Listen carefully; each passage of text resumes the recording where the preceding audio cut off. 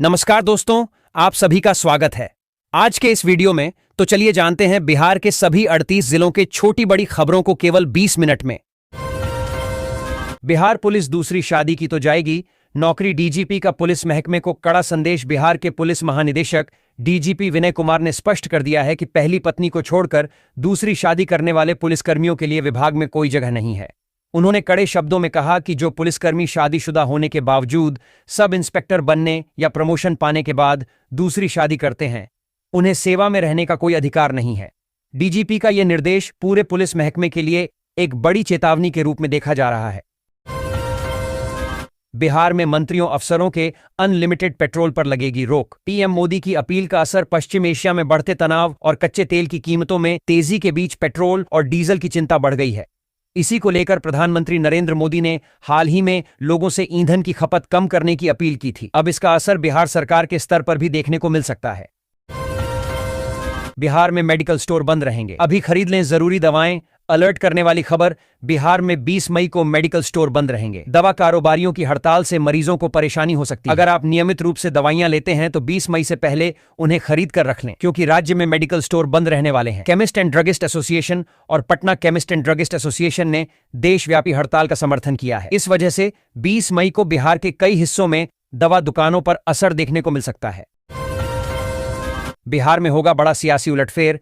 मलमास से पहले भाजपा का दामन थाम सकती है ऋतु जायसवाल। बिहार की राजनीति में एक बार फिर बड़ी हलचल देखने को मिल रही है। आरजेडी की प्रमुख महिला चेहरा और प्रखर वक्ता रही ऋतु जायसवाल जल्द ही भारतीय जनता पार्टी बीजेपी में शामिल होने जा रही हैं। सूत्रों के अनुसार उनकी ज्वाइनिंग को लेकर प्रदेश नेतृत्व के साथ सहमति बन चुकी है और पटना स्थित प्रदेश कार्यालय में भव्य मिलन समारोह की तैयारी की जा रही है। महिलाओं का दर्द नहीं समझते तो वर्दी छोड़ दें, बिहार डीजीपी की सख्त चेतावनी। वर्दी में अनुशासनहीनता बर्दाश्त। डीजीपी ने साफ शब्दों में कहा कि महिलाओं के प्रति अपराध और पीड़ितों के साथ दुर्व्यवहार किसी भी कीमत पर बर्दाश्त नहीं किया जाएगा। यदि महिला का दर्द नहीं समझेंगे तो उनको न्याय कैसे मिलेगा। बिहार में प्राइवेट स्कूलों पर सीएम सम्राट सख्त। कॉपी किताब, फीस और यूनिफॉर्म को लेकर नहीं चलेगी मनमानी। बिहार सरकार ने निजी स्कूलों में मनमानी रोकने और शिक्षा व्यवस्था में पारदर्शिता लाने के लिए बड़ा कदम उठाया है। सरकार ने साफ कर दिया है कि अब प्राइवेट स्कूल फीस, किताब, कॉपी और यूनिफॉर्म के नाम पर अभिभावकों पर मनमाना दबाव नहीं बना सकेंगे। दरभंगा के परिवहन दरोगा पर गिरी गाज, अब भोजपुर में देनी होगी हाजिरी। बिहार में सरकारी कर्तव्य के प्रति लापरवाही बरतने वाले अधिकारियों के खिलाफ सरकार ने जीरो टॉलरेंस की नीति अपना ली है। इसी कड़ी में बिहार परिवहन विभाग ने दरभंगा के प्रवर्तन अवर निरीक्षक परिवहन दरोगा धनतेरस कुमार को तत्काल प्रभाव से निलंबित कर दिया है। न्यायिक कार्यों में व्यवधान पैदा करने और अपने दायित्वों से भागने के गंभीर आरोपों के चलते विभाग ने यह कड़ा फैसला लिया है। गया सेना भर्ती कार्यालय ने जारी की अग्निवीर भर्ती परीक्षा की तिथियां। 11 जिलों के 38,000 अभ्यर्थी होंगे शामिल। भारतीय सेना भर्ती कार्यालय गया जी द्वारा अग्निवीर भर्ती वर्ष 2026 के लिए कॉमन एंट्रेंस एग्जामिनेशन सीई की परीक्षा तिथियों की घोषणा कर दी गई है। सेना भर्ती के लिए ऑनलाइन आवेदन प्रक्रिया 13 फरवरी 2026 से 10 अप्रैल 2026 तक संचालित की गई थी। अब चमकेंगे बिहार के सरकारी स्कूल। क्लासरूम से खेल मैदान तक सफाई के लिए 195 करोड़ जारी। बिहार सरकार ने राज्य के सरकारी स्कूलों में नियमित साफ सफाई के लिए 195 करोड़ रुपए आवंटित किए हैं। इस पहल के तहत प्राथमिक से उच्चतर माध्यमिक विद्यालयों तक सफाई एजेंसियों की बहाली और सामग्री खरीद पर खर्च होगा, जिससे छात्रों को स्वच्छ वातावरण मिलेगा। पटना में मनाया गया अंतर्राष्ट्रीय नर्स दिवस। पोस्टर और रंगोली प्रतियोगिता के जरिए छात्र छात्राओं ने दिखाई प्रतिभा। National institute of health education and research एनआई हेयर में 12 सोमवार को अंतर्राष्ट्रीय नर्स दिवस का भव्य आयोजन किया गया। कार्यक्रम का औपचारिक शुभारंभ संस्थान के चेयरमैन डॉ उमेश प्रसाद गुप्ता, माया गुप्ता, डॉ विकास कुमार गुप्ता और प्राचार्य डॉ एस सुकुमार ने संयुक्त रूप से दीप प्रज्वलित कर किया। पटना विश्वविद्यालय में अब यूट्यूब पर मिलेगा प्रोफेसर्स का लेक्चर। जुलाई से छात्र उठा सकेंगे लाभ। पटना विश्वविद्यालय के डिजिटल स्टूडियो में शिक्षकों का लेक्चर रिकॉर्ड होना शुरू हो गया है। नए सत्र में नामांकित यूजी और पीजी के विद्यार्थियों को इसका लाभ जुलाई से मिलना शुरू हो जाएगा। डिजिटल स्टूडियो के प्रभारी प्रो अतुल आदित्य पांडेय ने बताया कि यूजी और पीजी में संचालित सभी पाठ्यक्रमों का लेक्चर सिलेबस के अनुसार तैयार कराई जा रही है। बिक्रम में मवेशी चोरों का तांडव।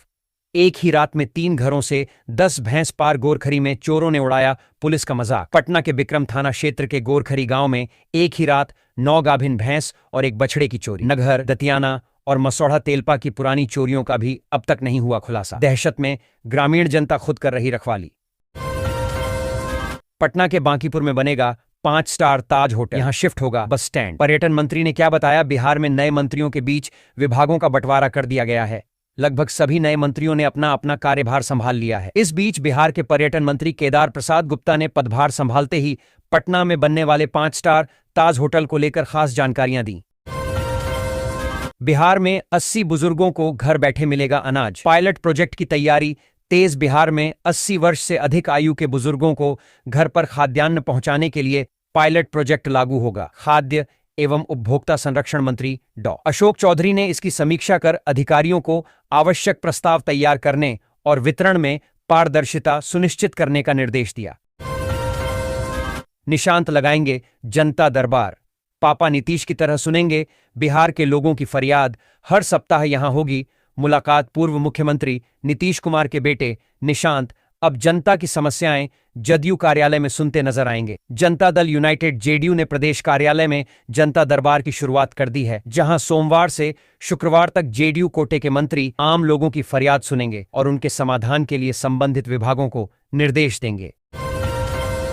चेन्नई एयरपोर्ट पर बड़ा हादसा टला। एतिहाद फ्लाइट के विंग में लगी आग। 280 यात्री सुरक्षित निकाले गए।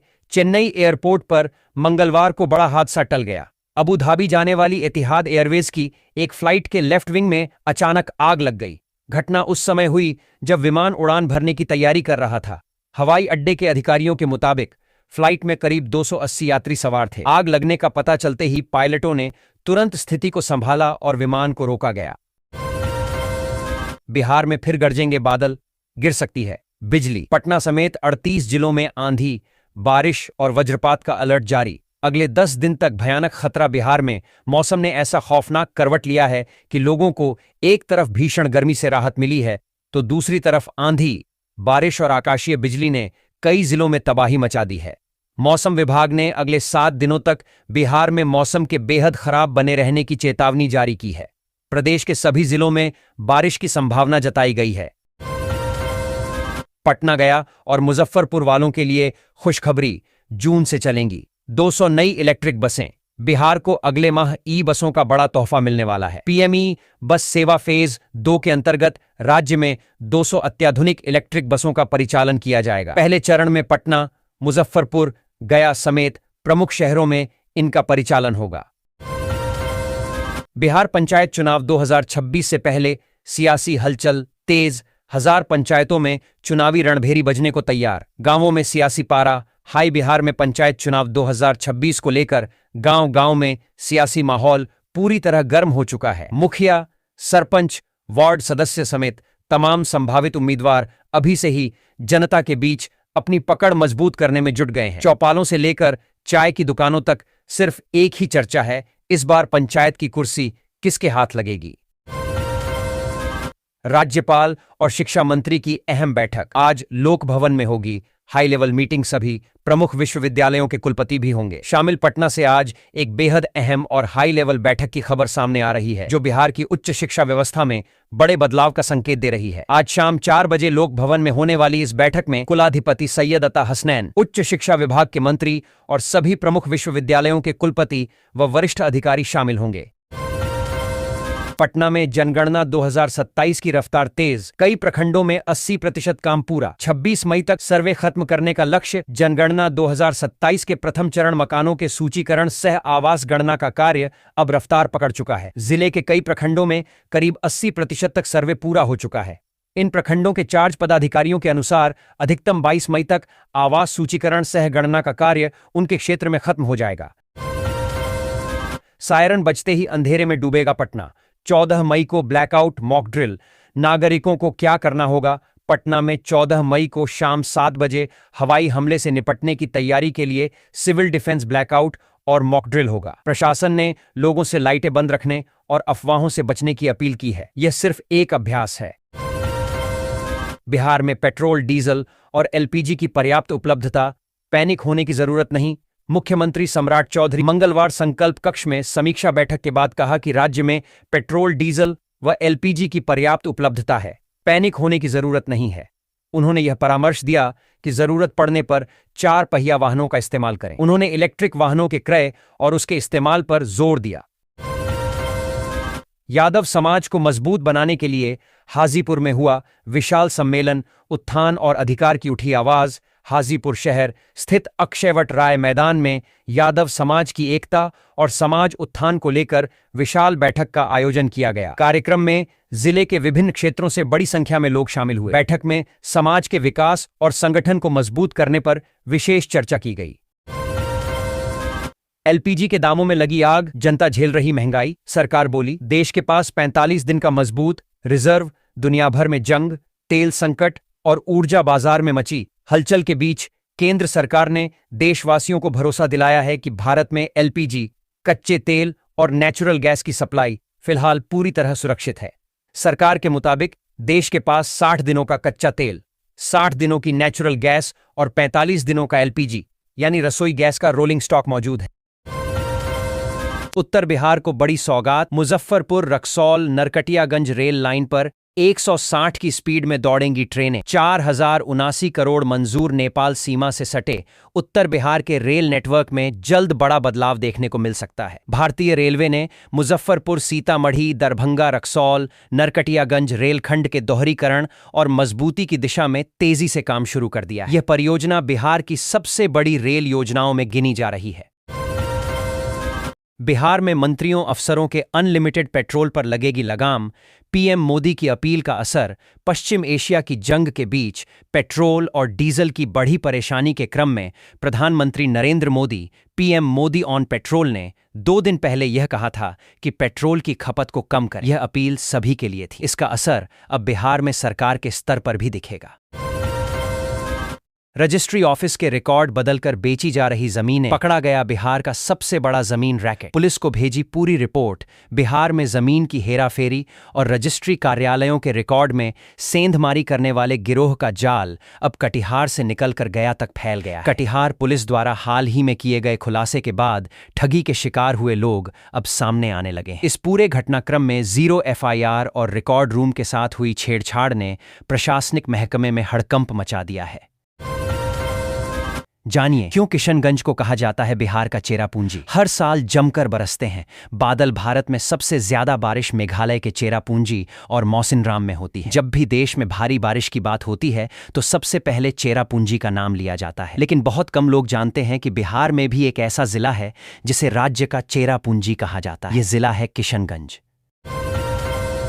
बिहार बनेगा देश का नया आईटी हब। मंत्री नीतीश मिश्रा ने पदभार ग्रहण कर गिनाई प्राथमिकताएं। मंत्री नीतीश मिश्रा ने सोमवार को सूचना प्रावैधिकी विभाग में अपना पदभार ग्रहण किया। विभाग के सचिव अभय कुमार सिंह ने पुष्पगुच्छ भेंट कर उनका स्वागत किया। नीतीश मिश्रा ने पत्रकारों से कहा कि बिहार को आईटी एवं तकनीकी नवाचार का प्रमुख केंद्र बनाने की दिशा में सरकार प्राथमिकता दे रही है।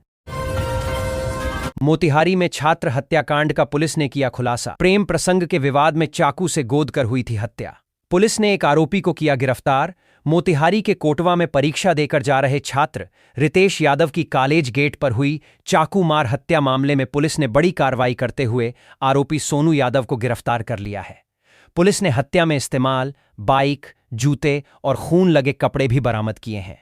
वहीं पुलिस ने घटना में शामिल और अपराधियों की पहचान कर गिरफ्तारी के लिए छापेमारी में जुटी है। सीएम सम्राट के बाद एक्शन में विजय चौधरी। जदयू ऑफिस से लापरवाह अफसरों को सख्त चेतावनी। शराबबंदी पर बड़ा फरमान। सहयोग पोर्टल शुरू होने के बाद अब जदयू कार्यालय में आयोजित जनसुनवाई कार्यक्रम में उप मुख्यमंत्री विजय कुमार चौधरी और मंत्री शीला कुमारी मंडल ने लोगों की समस्याएं सुनी। भोजपुर बक्सर एमएलसी उपचुनाव के लिए मतदान जारी। आरा में एमएलसी उपचुनाव के दौरान भारी हंगामा। मतदान केंद्र के पास पार्टी दफ्तर होने पर राजद समर्थकों का बवाल। बिहार विधान परिषद उपचुनाव के दौरान आरा में सियासी पारा उस वक्त चढ़ गया जब मतदान केंद्र के पास पार्टी कार्यालय होने को लेकर हंगामा शुरू हो गया। राजद प्रत्याशी के समर्थकों और प्रशासन के बीच हुई इस नोकझोंक ने कुछ देर के लिए अफरा तफरी का माहौल पैदा कर दिया, लेकिन पुलिस की मुस्तैदी से स्थिति को जल्द ही संभाल लिया गया। विजय सिन्हा के ऐलान के बाद जहानाबाद में फार्मर रजिस्ट्री का काम तेज। समीक्षा बैठक कर डीएम ने दिए सख्त निर्देश। कृषि मंत्री बनने के बाद विजय कुमार सिन्हा ने किसानों को लेकर बड़ा ऐलान किया है। उन्होंने कहा कि बिहार का कोई भी किसान अब सरकारी योजनाओं के लाभ से वंचित नहीं रहेगा। किसानों की डिजिटल पहचान सुनिश्चित करने और योजनाओं का लाभ सीधे उन तक पहुंचाने के लिए राज्य भर में विशेष फार्मर रजिस्ट्री अभियान चलाया जाएगा। गया के भारतीय सेना भर्ती कार्यालय ने अग्निवीर भर्ती वर्ष 2026 के लिए कॉमन एंट्रेंस एग्जामिनेशन सीईई की परीक्षा तिथियों की घोषणा कर दी है। दक्षिण बिहार के 11 जिले कैमूर, रोहतास, औरंगाबाद, जहानाबाद, अरवल, गया, नालंदा, नवादा, शेखपुरा, लखीसराय और जमुई से कुल 38,040 अभ्यर्थियों ने रजिस्ट्रेशन कराया है। शराबबंदी के सवाल पर मुस्कुरा उठे डिप्टी सीएम। पटना के सरकारी दफ्तर में शराब की बोतल मिलने का मामला। सचिवालय परिसर में शराब की खाली बोतल मिलने के मामले पर पूछे गए सवाल पर उप मुख्यमंत्री विजय चौधरी मंगलवार को पत्रकारों पर नाराज हो गए।